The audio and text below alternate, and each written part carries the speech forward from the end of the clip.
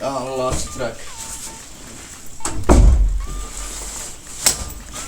مكنوني أصحابنا مالك متغير، مع المغتربين بيدخلوا ويغتربوا ويتغيروا، مش هم دارين إنه الواحد يروح العمل مقطقط ونوم.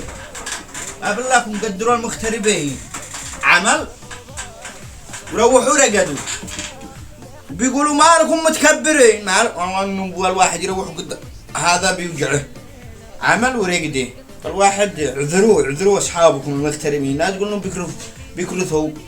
الشنطة هنا جاهزة لأي نقد وعمل ورقده.